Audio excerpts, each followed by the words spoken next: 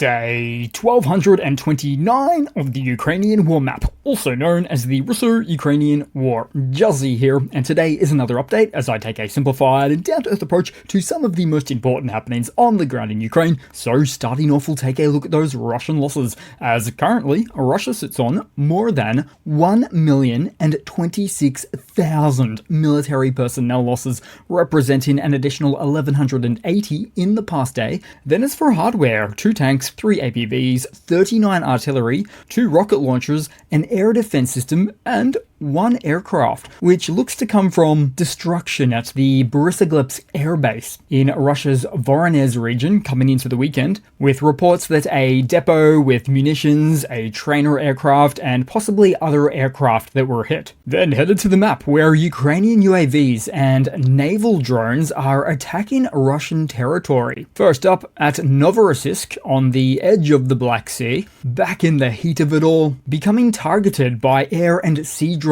overnight. Explosions and air defense activity were reported, and where unmanned surface vessels of the AFU attempted to attack a naval base, marking the first such incident in some time. Russian authorities tenaciously claimed 120 Ukrainian drones were shot down. Now, we did see the case of one such unmanned naval vessel that bit the dust by a Russian ATGM of all things. Earlier in the night, we saw further scenes of the Russian naval base city leveling the skies with anti-aircraft, smaller caliber rounds to fend off any potential incoming aerial threats. Next on the map, over the weekend, a Ukrainian longer-range drone strike caused a major fire at a petrochemical plant located in Partisan. This plant is a key supplier of synthetic rubber and plastics essential for the Russian military. Think tire trucks. Then to the heart of Russia and just beyond, as Moscow and St. Petersburg airports went into lockdown mode as Russia grounded nearly 100 flights and sending ripple effects throughout airports across the west of the country.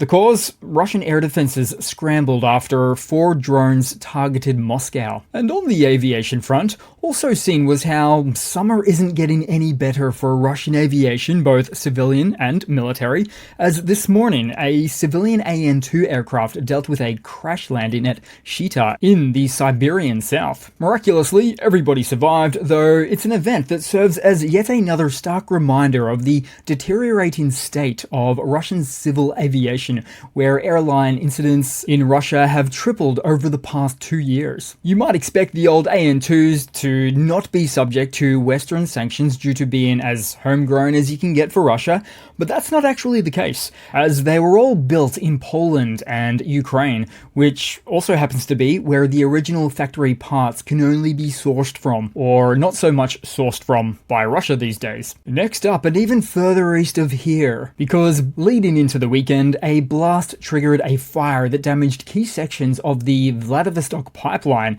which supports multiple military installations along the Sea of Japan coastline.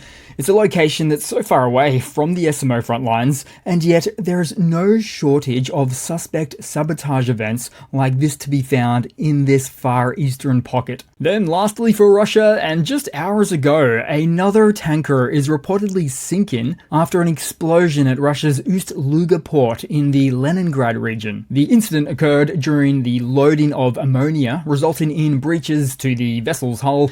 Seawater began flooding in, causing the ship to take on a list and begin sinking. All crew members were evacuated, but as of now, the vessel remains in a sinking condition. Then headed to the Ukrainian map, as Russia's new incursion access point and in the Kharkiv sector remains unchanged over the past 48 hours. It was a relatively uncontested land grab upon the outset of the initial Russian operation on Friday, with Russian troops expanding to forest tree-line positions in the southeast and southwest, which does in fact go some way to explain the shaped format of their expansion on the map. But overall, it remains to be seen what comes of this. A risk for the AFU here could be for the invading forces to connect their east and west positions from the Oskol River to the new Milova front, which spans a distance of about 15 kilometers or almost 10 miles. Although, just beyond that point, and due to Russia's long-time negligence on infrastructure projects, aka roads in this case, beyond the border, which does add an additional layer of difficulty due to the lack of paved roads, which is less suitable for the heavily dependent civilian vehicle Russian army we find these days. But as for this latest borderland escalation, sure, Russia could look to secure the railway line at Veluki Burlak, which connects to the Kupiansk operational theater, and thereby save tens of thousands of miles a year on rail transit, as opposed to the current route which runs all the way around and down through Luhansk. But to obtain this rail line in AFU-controlled Ukrainian land would have to imply a quick and easy military expansion for the invading forces on this sector, to a tune of about 800 to 1,000 square kilometers, which is just an unrealistic breakthrough assessment right now. Instead, the most promising move may be uniting the Oskil foothold to the east. The area isn't great for vehicles, but drones can go some way to control it. Ultimately, and when factoring in previous history on similar fronts, Russia may choose to double down on this new incursion point and further expand positions slightly, and probably lose some at the same time, and therefore with a higher than average probability of hitting the proverbial military wall against Ukrainian defenses, which could then act in the form of a bogged down and seemingly indefinite, isolated stalemate position for some extended period of time on this new operational front. Then headed down the map where the AFU marginally advanced south of Novi Mir in the Lerman direction, then further down the map from there, with local attached partisans popping up again, destroying another railway relay cabinet near Debaltseve, which is precisely 40 kilometers or 25 miles into the Russian rear behind Donetsk. And with the attached members in this latest instance showing on camera one of their flyers with images of Putin that essentially says, "The end is near for Putin." Plus, further down the page, it advertises to join the Atash movement. Next on the map, and almost halfway between this point and Donetsk, where we see Russian troops complaining about Ukrainian drones over occupied Horlivka, pointing out that entire swarms are flying in, torching vehicles and heavy equipment, which is a good 10 miles from the front line, or at least Donetsk, so just popping that on the map. 16 point, okay, so almost exactly 10 miles. And just to give you the context on how prevalent these swarms of Ukrainian drones, these FPVs, can be. Heavy drones too. Then headed further southwest in Donetsk to Russian positions adjacent to Dachne, where those latest movements include the Russian forces expanding west of the settlement of Zerka, and seemingly in response to a lack of prior progress in obtaining or retaining their Russian positions across the river in Dachne itself. Then to take a look around the map, another destroyed Mr. S self-propelled howitzer, and for what we might now account for as being the 9th out of the 12th Mr. S SPG that we previously saw traveling from Russia's Far East to the front about 6 to 8 weeks ago. Also on the map, quick thinking and reflexes combined with training as a team of AFU defenders in a pickup truck bail out of their vehicle moments before it's struck by a Russian FPV.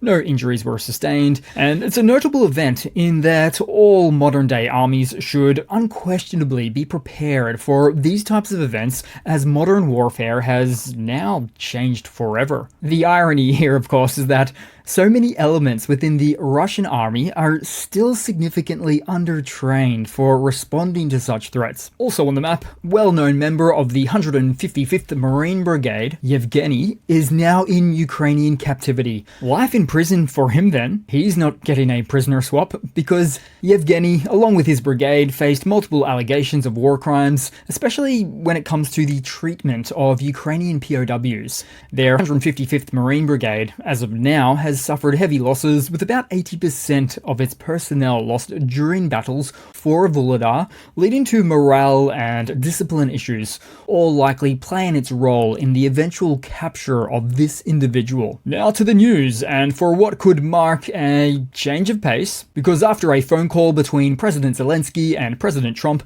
Zelensky described his recent phone call with the US president as probably the best conversation in all this time. quote-unquote, during his evening address remarks last night. On the conversation, Trump later stated that Ukraine will need Patriot air defense systems, expressing a desire to avoid casualties and indicating that the US is exploring options for Ukraine to acquire further batteries and munitions for this such air defense platform, which has always been the best defense against Russia's small but ongoing salvos of ballistic missile attacks. Also during Zelensky's address, he reported the positive development on a joint venture between Ukraine and the US that includes a drone production agreement with the US company Swiftbeat, aiming for the production of hundreds of thousands of drones this year. Several categories of drones will be produced, including interceptor and reconnaissance drones, alongside medium-class drones, i.e. medium-altitude, long-endurance UAVs, aka mail drones, but also for the development of other innovative aerial systems. Swiftbeat, who specializes in autonomous AI-powered drones,